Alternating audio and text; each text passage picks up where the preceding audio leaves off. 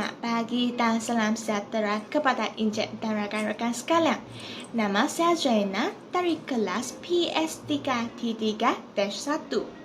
Hari ini saya akan membentangkan tugasan 3 PKUK 3113 pentafsiran dalam pendidikan khas. Dan set instrumen yang saya berfokus adalah kemahiran bahasa adalah kemahiran menulis.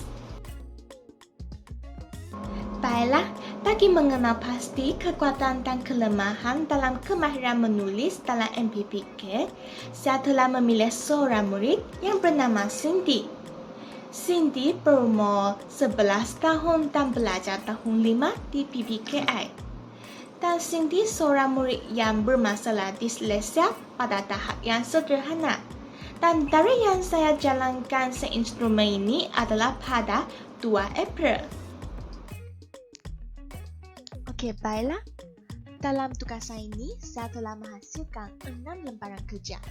Lembaran kerja yang pertama adalah berkaitan tentang menyalin suku kata. Lembaran kerja yang kedua adalah mengenal pasti dan menulis suku kata. Lembaran 1 dan 2 adalah berkaitan tentang suku kata. Bagi lembaran kerja yang ketiga adalah labelkan anggota padang. Lembaran kerja yang keempat adalah susun semula huruf menjadi perkataan. Dan lembaran kerja 3 dan 4 adalah berkaitan perkataan. Lembaran kerja 5 adalah susun perkataan dan menjadi ayat. Lembaran kerja 6 adalah lengkapkan ayat berdasarkan gambar. Lembaran kerja 5 dan 6 adalah berkaitan tentang ayat. Dalam lembaran kerja 1, kekuatan yang saya dapati adalah Cindy berjaya menyalin semua suku kata dalam kotak dan mendapat markah yang penuh. Iaitu seperti dalam catatan ini, Cindy mendapat 100% dalam lembaran kerja 1. Kemahiran menulis secara mekanis menitik beratkan aspek tulisan yang betul, kemas, cantik atau mudah dibaca. Dengan ini, saya mendapati kelemahan Cindy adalah tulisan kurang kemas. Kenyataan ini telah disokong oleh SPED 2007. Tulisan murid disleksia adalah kurang kemas. Contohnya, dalam soalan keempat, mata, ma ditulis dengan setengah rapat, dan soalan kelima, roti ditulis terlalu condeng. Dalam lembaran kerja kedua pula adalah berfokus kepada mengisi tempat kosong suku kata dalam tempat yang betul dan kemas.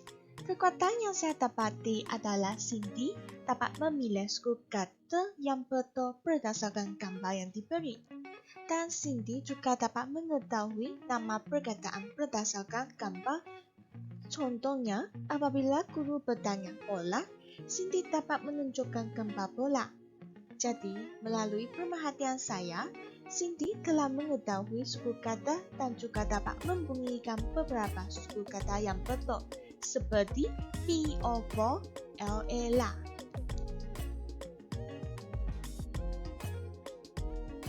Namun begitu, dalam lembaran kerja 2, kelemahan yang saya dapati adalah Cindy tidak dapat membedakan kekeliruan huruf P, D, dan P. Buktinya, dalam soalan yang pertama, topi, Cindy telah menulis sebagai topi. P dianggap dengan huruf P. Dan soalan kedua pula, kuda ditulis dengan kuba. Jadi, kita dapat lihat dengan jelasnya, Cindy tidak dapat membedakan dan kekeliruan huruf P, D, dan P. Menurut Dr. Salahuddin Salaman 2019, kanak-kanak disleksia memandang huruf P bagaikan P, Q, umpama Q. Dalam lembaran ketiga adalah berfokus kepada labelkan bahagian anggota badan dalam menulis perkataan. Melalui pemerhatian dan pendaftaran yang dijalankan, saya telah menentukan bahawa Cindy mempunyai tahap perbendaharaan kata yang berkaitan anggota badan yang lebih baik berbanding dengan murid disleksia biasa. Hasilnya, apabila saya bertanya tentang mana tangan dalam bahasa Cina, Cindy dapat menghentikan dan menunjukkan tangan di mana. Dan Cindy juga dapat mengetahui tangan dalam bahasa Melayu. Selain itu, Cindy juga mencapai 63% dalam lembaran ketiga ini. Bagi kelemahan pula, Cindy mempunyai masalah kekeliruan sebutan huruf yang hampir sama. Contohnya, huruf T dengan huruf D. Menurut Rotlin 2005 telah menyatakan bahawa kanak-kanak disleksia dapat dikesan melalui ciri-ciri seperti kosakata lisan tidak seimbang dengan kosakata tulisan. Maksudnya, apa yang mereka sedang dengar tidak sama dengan apa yang mereka telah tulis. Buktinya bagi Cindy, apabila saya tanya tentang mulut, dan Cindy akan ditulis dengan mulut. M-U-L-U-T ditulis dengan M-U-L-U-T. Dan bagi contoh satu lagi, telinga ditulis dengan telinga. T ditulis T. Dalam lembaran kerja 4 pula adalah menyusun semua huruf dan menjadi perkataan. Cindy dapat memahami arahan yang dinyatakan tanpa membuat penjelasan. Sewaktu Cindy menyusun huruf, Cindy dapat mengejar sambil menyusun dan menulis huruf dalam kotak tersebut. Namun, kelemahan yang saya dapati adalah Cindy menggunakan masa yang agak lama untuk menyusun huruf menjadi perkataan. Menurut Sarah Amery 2000 telah menyatakan bahawa murid disleksia perlu fikir yang lama semasa susun dan huruf sehingga mereka lupa apa yang sudah tulis. Akibatnya, masalah pengulangan huruf telah terjadi. Buktinya, dalam soalan kedua, lagu, Cindy telah menulis sebagai L-A-A-B-U. Dan pengulangan huruf telah terjadi. Dan satu contoh lagi adalah dalam soalan 4, batu P-A-T-U, Cindy telah ditulis dengan P-A-A-T-U. Bagi lembaran kerja 5 adalah berfokus kepada menyusun dan menyalin dalam garisan yang diberi. Kekuatan yang saya dapati adalah Cindy dapat menulis dalam garisan dan tidak terkeluar. Cindy telah menulis 3 soalan yang betul daripada 5 soalan yang mencapai 60%. Selain itu, keseluruhan jarak perkataan dalam lembaran kerja ini juga seimbang dan jarak tidak sangat rapat atau sangat jauh.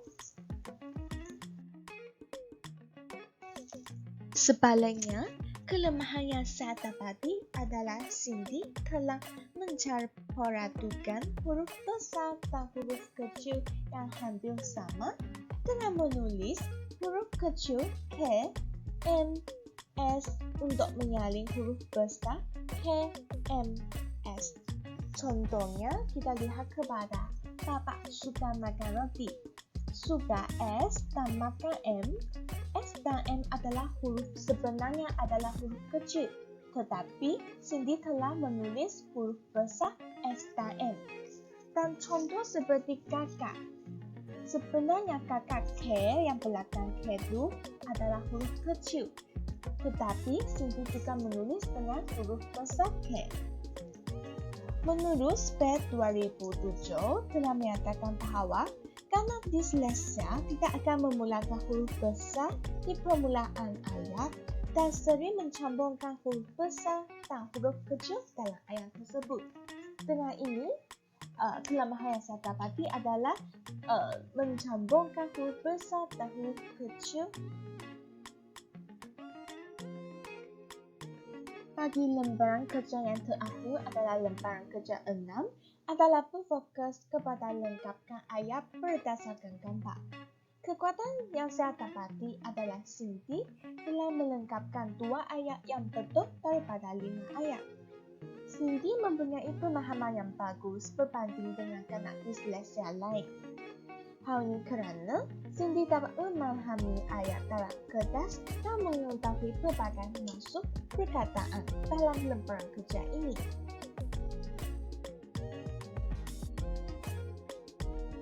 Namun, seiring berlakunya dengan masa, saya mendapati Cindy telah menunjukkan kehilangan tenaga dan minat untuk meneruskan ujian ini.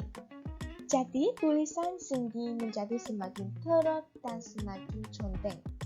Selain itu, saya juga mendapati Cindy tidak dapat menulis ayat dengan lengkap. Dan sial, dalam soalan 4, Cindy telah ketinggalan perkataan perfect dan juga dalam soalan 5, Cindy telah tinggalkan perkataan sungguh-sungguh. Bukan itu sahaja, kelemahan satu lagi yang saya dapati adalah kesalahan Cindy dalam membalikkan huruf K, K, dan I. Hasil yang kita dapat dilihat dalam contoh soalan pertama. Ali Bapak mencuci. I itu dia telah memperbalikkan huruf I. Dan K juga, huruf K dia juga memperbalikkan K.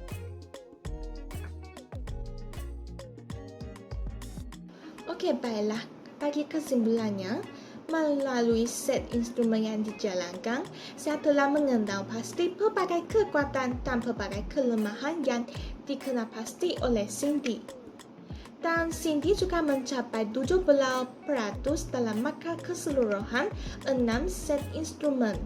Dan masalah-masalah kemahiran menulis Cindy yang telah diperkenal pasti sememangnya berkait rapat dengan teori sindrom disleksia yang diperkenalkan oleh Lingwensen 1994. Melalui teori ini, Lingwensen menggariskan 7 mekanisme kesalahan dalam aspek tulisan seperti penggantian, pengulangan, pembalikan dan sebagainya.